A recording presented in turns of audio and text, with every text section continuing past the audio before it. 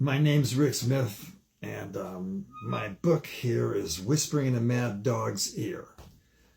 You may have seen some of my poetry online lately.